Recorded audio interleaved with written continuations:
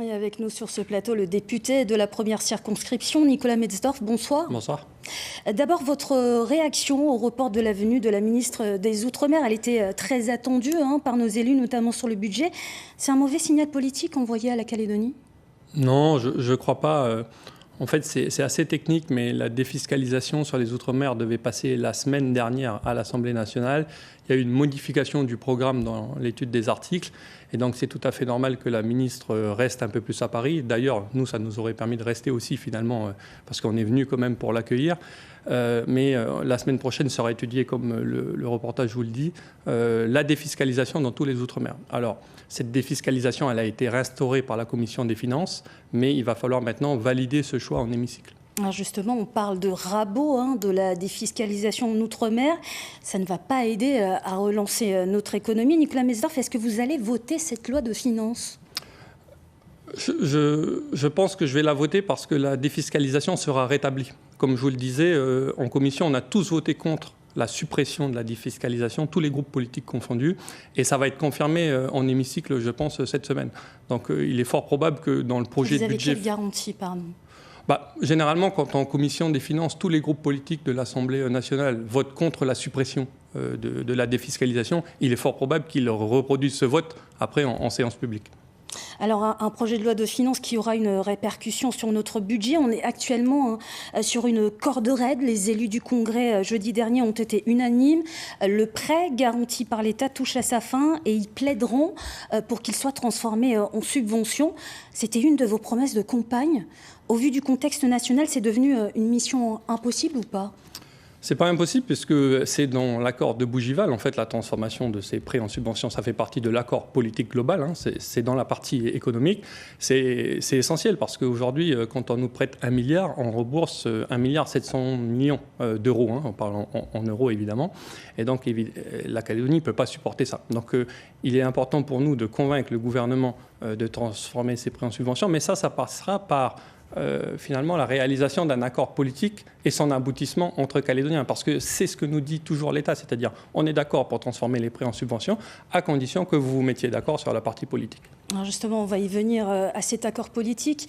Restez avec nous, faire revenir le FLNKS à la table des discussions. C'était l'objectif affiché de la visite de Naïma Mouchou en Calédonie. Pas question de faire sans le front, a répété à plusieurs reprises la nouvelle ministre des Outre-mer. Mais le FLNKS l'a redit vendredi, oui au dialogue, mais pas dans le cadre de Bougival. Charlotte Manvy. Il y avait comme un air de déjà-vu vendredi dans les rues de Nouméa. Devant le Haut-Commissariat, des manifestants indépendantistes, drapeau en main, qui protestent contre ce qu'ils estiment être un passage en force. Une mobilisation faible, mais appelée selon le mouvement indépendantiste à évoluer en fonction de ce que fera l'État. Il faut qu'il y ait un dialogue. Il faut arrêter de prendre les décisions et de venir les imposer ici. Ça ne marche pas comme ça. On a connu ça en 84, on a connu ça en 88. C'est bon, ça suffit. Objet de la colère du FLNKS, le report des élections provinciales, acté cette semaine par l'Assemblée puis par le Sénat.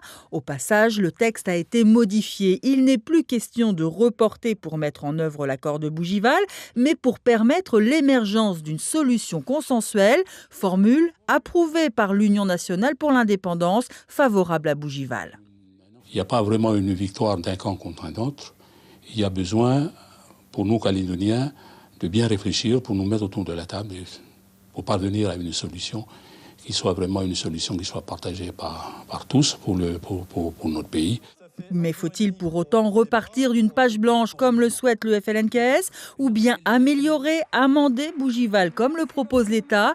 La question reste à trancher. Et avant de parler du FLNKS, Nicolas Metzdorf, vous êtes rentré hier de Paris. Quel est votre état d'esprit ce soir ? Toujours pareil, confiant, déterminé, concentré sur le travail.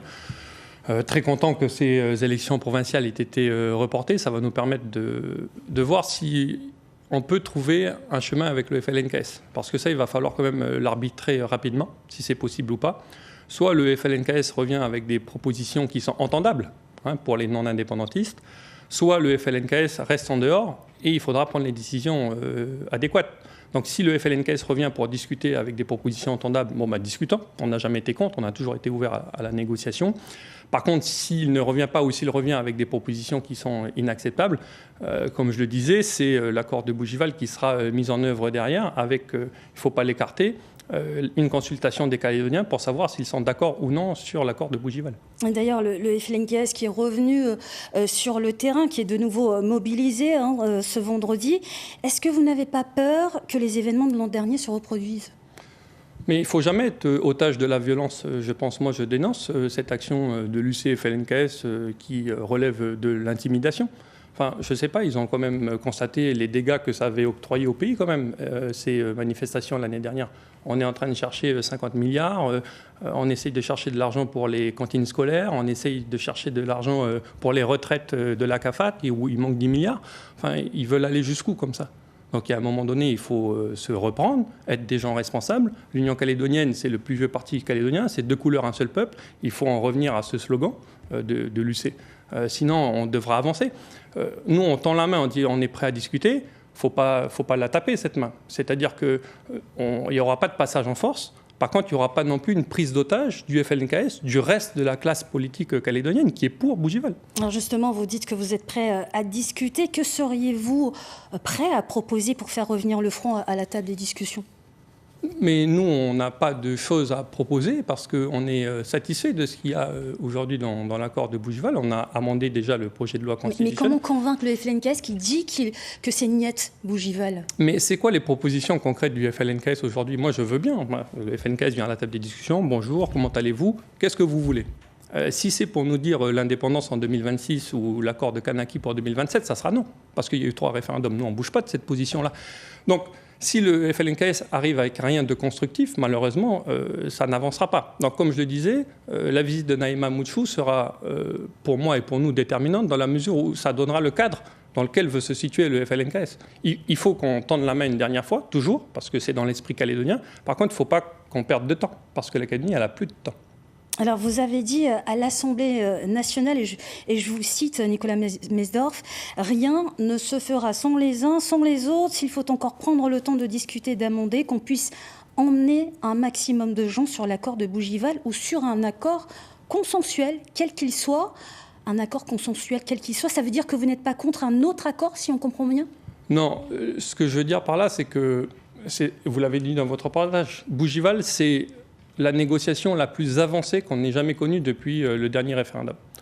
Il n'y aura pas de feuille blanche, on ne repartira pas de zéro, parce qu'on a été très loin dans les points de détail sur l'État, sur la double nationalité, sur l'ouverture du corps électoral, sur l'organisation des institutions.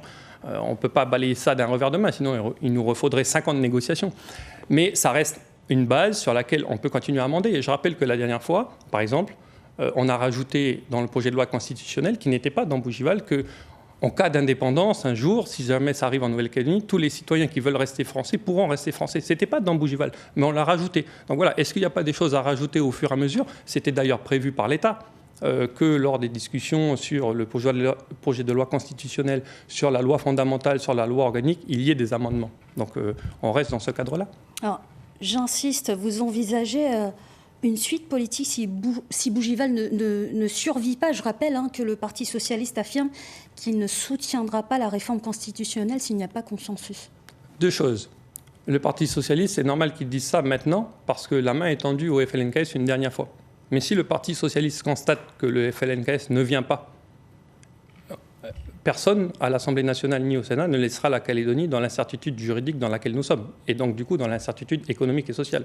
C'est-à-dire que si les partis politiques nationaux constatent que le FLNKS est de mauvaise foi, il y aura une large majorité au Congrès de Versailles, ça ne faut pas en douter. Ils vous l'ont dit. Bien sûr. Et puis, il y a une deuxième chose qui peut arriver aussi. Si jamais on ne souhaite pas aller au Congrès de Versailles parce que ça bouge un peu, mais il y a une autre option qui est de dire aux Calédoniens, c'est vous qui décidez. On peut organiser une consultation des Calédoniens pour leur dire est-ce que vous êtes pour ou contre Bougival. Et une fois que les Calédoniens se seront prononcés pour l'accord, et je ne doute pas qu'il y aura une majorité pour l'accord, le FLNKS, qu'est-ce qu'il pourra dire ? Ça sera la démocratie, l'ensemble du peuple calédonien qui aura décidé qu'il faut appliquer Bougival. Donc moi, j'encourage vraiment le FLNKS à revenir à la table des discussions. C'est leur intérêt, c'est le nôtre, c'est celui du pays. Donc rester en dehors, c'est faire prendre un risque inutile à la Nouvelle-Calédonie. Alors, en parlant de démocratie, vous dites qu'il faut reporter les élections parce que tenir des provinciales dans un corps électoral gelé n'est pas démocratique. Le Conseil constitutionnel le juge, lui, conforme dans la Constitution. Est-ce que finalement, ce n'est pas aussi ça, la démocratie, respecter la règle constitutionnelle? Vous savez ce qu'il y avait dans la Constitution avant 1946 ? Le fait que seuls les hommes avaient le droit de voter. C'était constitutionnel que les femmes ne votent pas. Pourtant, quand la Constitution est mauvaise, il faut la changer. Voilà. Donc il faut changer la Constitution pour permettre aux Calédoniens de voter chez eux. Alors Nicolas Mesdorf, j'en viens au débat sur le plan national. Dans le Parisien de ce samedi, Sébastien Lecornu dit « On peut chuter à n'importe quel moment. Si le gouvernement tombe ou s'il y a dissolution, quelles conséquences pour le calendrier calédonien ?» Ça va se décaler évidemment parce que qui dit dissolution dit élection législative, recampagne, nouveau gouvernement, nouveau Premier ministre. Donc on perd clairement 6 mois. Et après, à voir comment l'Assemblée évolue. S'il y a une majorité pour Bougival, contre Bougival à l'Assemblée nationale. Il faut tout recommencer. Ah oui, ça ne serait pas bon. Je confirme que ça ne serait pas une bonne nouvelle pour la Nouvelle-Calédonie parce qu'on parle d'institutionnel, on parle de politique depuis tout à l'heure. Mais il y a des conséquences sur le quotidien des gens. C'est-à-dire que tant qu'on n'a pas trouvé un accord politique, on n'aura pas de redémarrage de l'économie, de l'investissement, de la consommation et donc des recettes fiscales pour payer, comme je le disais, les cantines, les retraites, les services publics, la santé, l'éducation. Donc l'accord politique est le préalable au redémarrage et à la relance économique calédonienne. Donc toute instabilité en métropole nous est clairement ici défavorable. C'est pour ça que je porte toujours la voix de dire il faut que le président Macron aille jusqu'au bout, il faut que cette Assemblée nationale aille jusqu'au bout pour la Nouvelle-Calédonie. En gros, on dépend de Paris. Mais est-ce que finalement, ça veut dire aussi qu'on pourrait reporter encore les provinciales? Si on doit tout recommencer, ça veut dire qu'on garde les mêmes élus? Je l'espère pas. Écoutez, moi, je veux rester confiant et déterminé. L'idée, c'est quand même, et il est fort probable que ce gouvernement tienne au moins jusqu'à décembre-janvier, parce que ça sera la fin de la discussion budgétaire à ce moment-là. Et donc, on a jusqu'à décembre-janvier, nous, Calédoniens, c'est pour ça que la ministre voulait venir assez rapidement, pour trancher définitivement ce qu'on fait en fonction, comme on le disait tout à l'heure, de la position du FLNKS. Donc, on a 2-3 mois devant nous pour acter les choses politiquement. Et ensuite, si on a décidé en fin novembre, début décembre, d'aller au Congrès de Versailles ou de lancer une consultation des Calédoniens pour ou contre Bougival, ça sera dans les tuyaux et ça sera lancé. On va poursuivre, Nicolas Mesdorf. On va passer aux 2 questions Facebook. La première va s'afficher à l'écran. Que proposez-vous pour sauver l'enseignement catholique ? Aujourd'hui, je tiens à saluer d'ailleurs le travail d'Isabelle Chamorro et de Gilles Brial à la Province Sud. Des fonds ont été débloqués en 2024 et en 2025 par la Province Sud pour compenser le non-financement des cantines par les mairies. Le Congrès de la Nouvelle-Calédonie vient de voter une nouvelle aide de plusieurs centaines de millions de francs. Pas assez pour le directeur de l'ADEC ?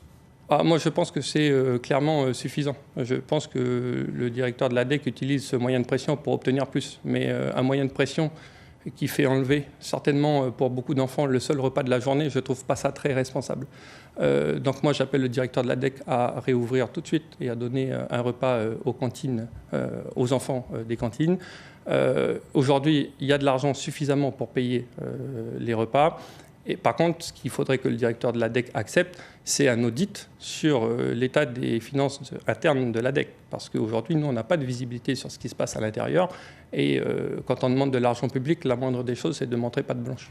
Alors très vite, Nicolas Mesdorf, deuxième question. Les municipales avant les provinciales ne risquent-elles pas de diviser l'électorat loyaliste ? Non, je ne crois pas. Il y aura toujours, évidemment, on le voit au Mont-d'Or avec Nina Julier et la maire sortante, on le verra peut-être dans d'autres communes, qu'il y a toujours des enjeux locaux. Mais ça, c'est normal, ça fait partie de la démocratie, c'est des élections locales. Nous, les états-majors, avec Alcide Ponga notamment, on fait en sorte qu'il n'y ait pas d'impact au niveau calédonien et au niveau des provinciales. Donc, les relations sont bonnes, les relations sont très étroites avec le Rassemblement et les loyalistes et les autres partis politiques non indépendantistes. Il n'y aura pas de risque à l'échelle du pays sur l'impact qu'auront les municipales. Ça veut dire que vous pourriez faire des listes communes ? Des listes communes au municipal? Oui. Oui, il y en aura, hein, je pense, des listes communes dans plusieurs communes. D'ailleurs, il y aura une majorité de listes communes plutôt que de communes où on sera divisé. Et puis, il y aura certainement aussi une liste commune pour les élections provinciales. Il ne faut pas s'inquiéter de l'unité du camp loyaliste. Il faut plutôt regarder chez les indépendantistes en ce moment. Et voilà, ce sera en tout cas le mot de la fin. Merci beaucoup. Merci beaucoup, Nicolas Mesdorf, d'avoir été avec nous ce soir. Merci.